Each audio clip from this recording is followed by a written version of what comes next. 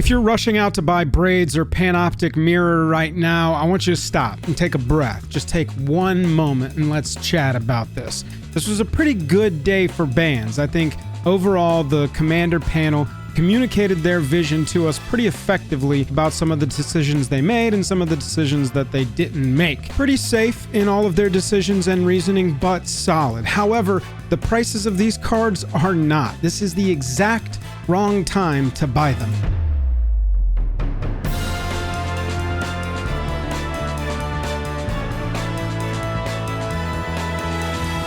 Joel R Magic is brought to you by Card Conduit, the best place to sell your cards quickly and easily. TCG Player, the best place to buy them. Dragon Shield, the best way to protect them. And Moxfield, the best way to put your deck lists on the internet. So 5 cards get unbanned and their prices have immediately shot up into the stratosphere in some cases. Braids Cabal Minion, Gifts Ungiven, Panoptic Mirror, Sway of the Stars, and Coalition Victory. All 5 of these cards are now legal in Commander, and all 5 of these cards in one way or another are spiking. Some of them are just going into the stratosphere. One thing I'll note is that you didn't see a huge uptick in these cards beforehand.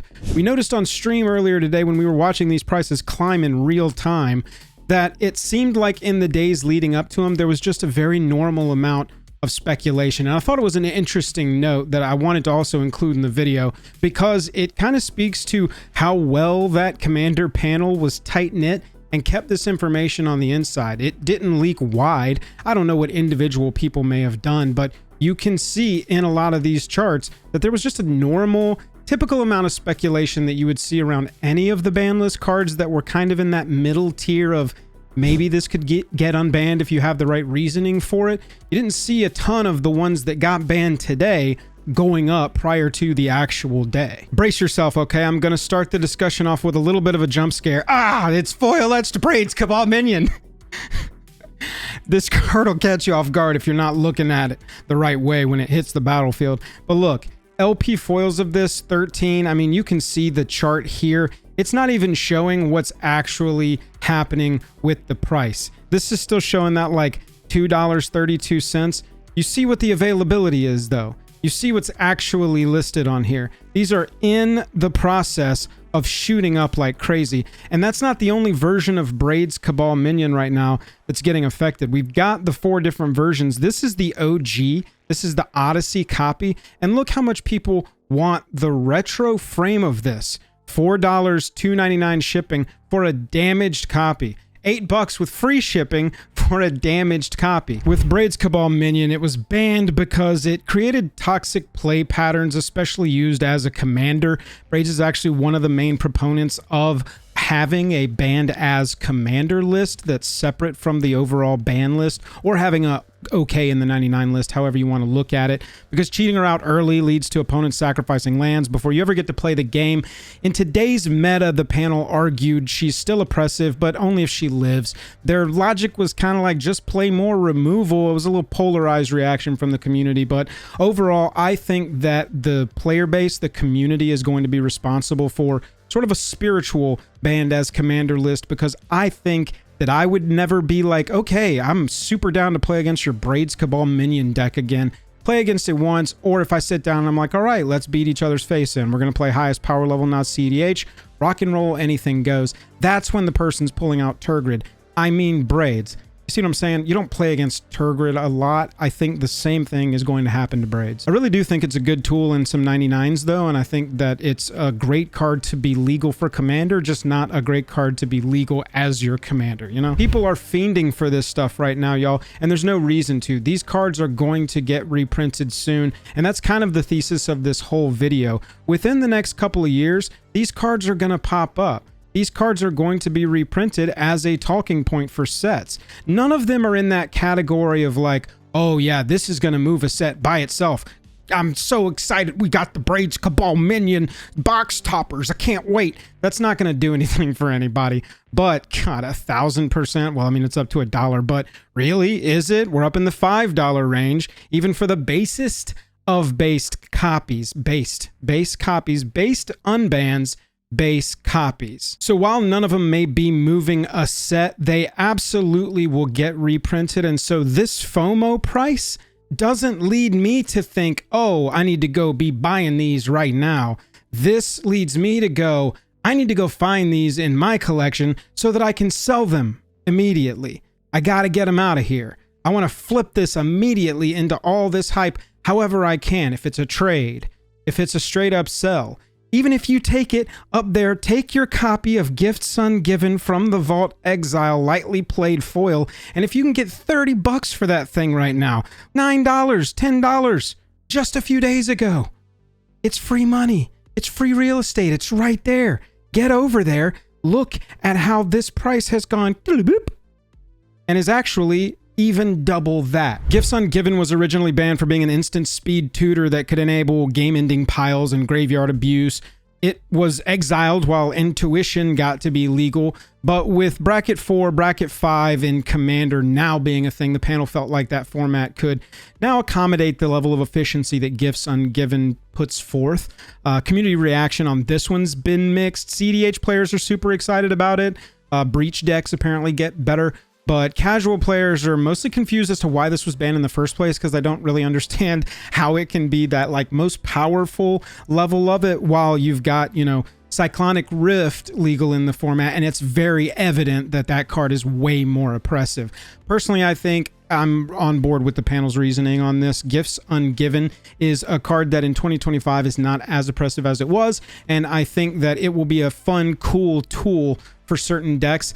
And I really like how there's a pretty wide like skill gap on Gifts Ungiven, where you at a lower level of play can play it fairly and more straightforward in a deck where like the graveyard is a synergy, and so that is a nice little payoff there.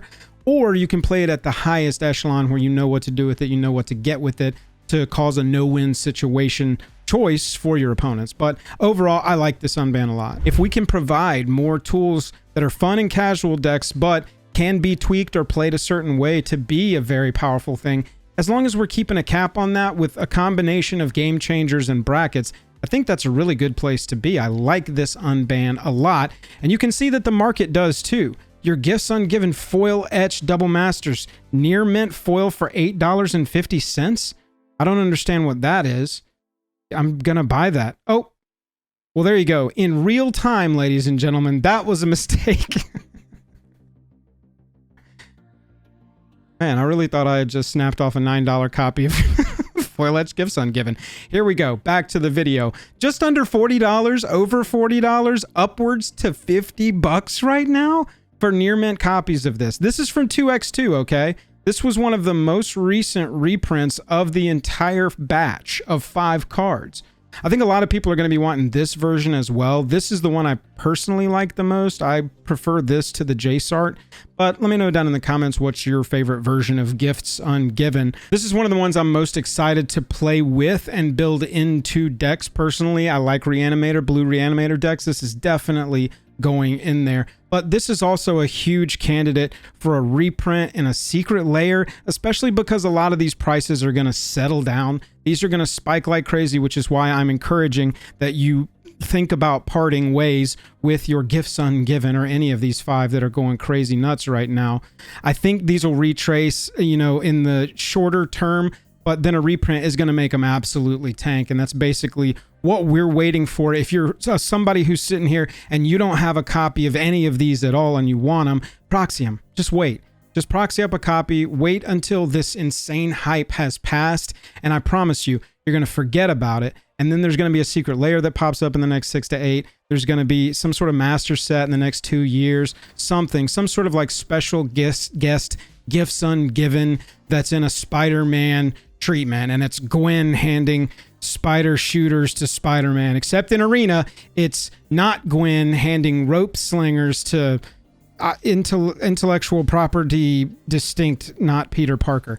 Anyway, Gifts Ungiven, like all of these, will be reprinted in the next few years, and that's way better window to wait for than to try and grab one right now. Coalition Victory popping off just the same, up around the $20 level at this point. This is your list version. Going back to your OG, you know, you've got copies around 15, 20. I think this will settle down even more. A lot of this, when you get into things like this, is where you're going to see your money. The older cards that just really haven't seen a meaningful reprint, the original versions of those, the Invasion copy of Coalition Victory here in foil, oh baby, that is where it's going to pop off like crazy. Coalition Victory is one I'm kind of meh on. It's fine, but it's going to be an eye roller every time this beats me. I just don't think that's going to happen very often. It was once banned for being a cheesy, alternate, super ridiculous, easy win con.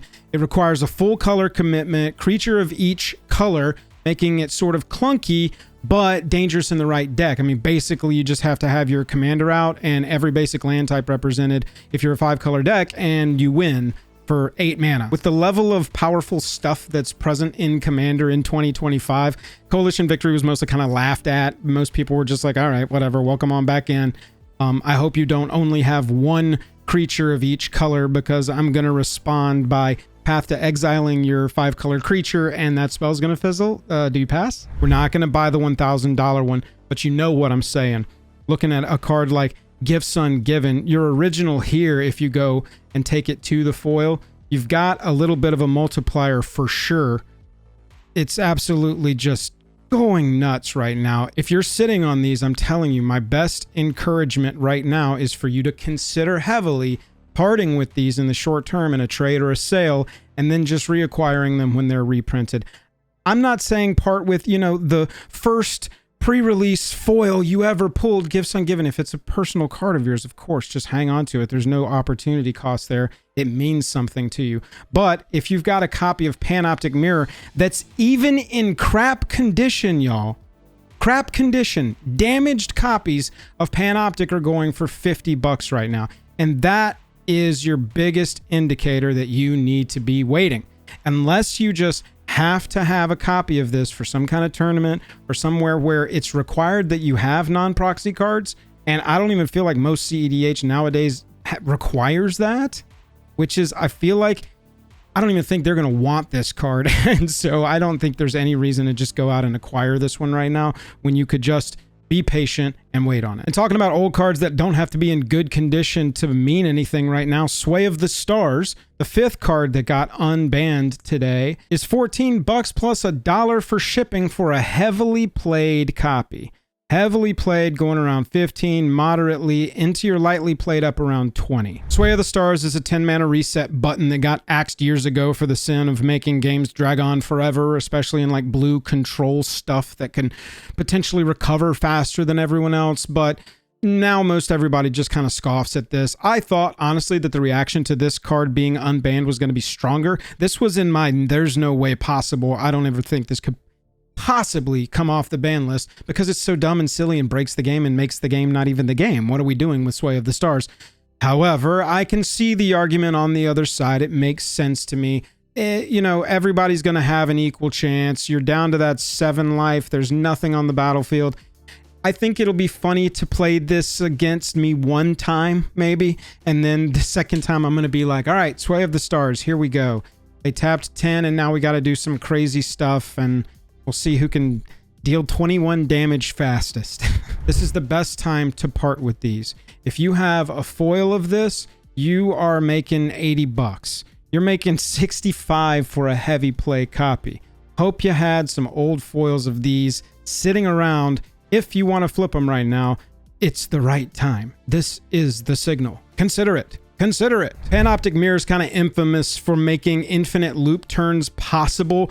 It was at one point the stuff of kitchen table nightmares, but now with clear combo rules and game changers with the bracket system, it's been deemed manageable by the panel, and I pretty much agree. CDH largely ignores this card. It's way too slow. Casual tables might be on high alert here, but it feels like you've got to broadcast this so hard. Panoptic Mirror on the battlefield. Okay, at your EOT, I'm going to pay 5 that I left up. I have 5 more mana left up. Okay, tap Panoptic Mirror, put an extra turn spell on it. All right, I'm about to go to my turn. Does anybody have an artifact removal in their hand? I mean, you've just got to like wave a flag and scream Panoptic Mirror to win with this card. And so at this point, it being unbanned, completely fine with me. This is the kind of card I would take off the ban list, get that ban list down as low, as few cards as we possibly can be, and get that game changer list pumped up to help define the difference between brackets 3 and 4. If you need a mirror, if you need a Sway of the Stars, or if you need Braids Cabal minion, look, just go get a picture of your hot goth girlfriend, print it out, and be like, that's my Braids Cabal minion. Let me know if you were able to buy any of these in the days leading up to it for a much cheaper price, and let me know if for some reason you're not trying to get rid of these right now. I really think your best move is to flip these. If you like this video, if you like being up to date on MTG news, card prices, stuff like that, hit that subscribe button. And if you want to plug into our community, go jump in the Discord and check out the Patreon. We'll talk to you again soon. Bye.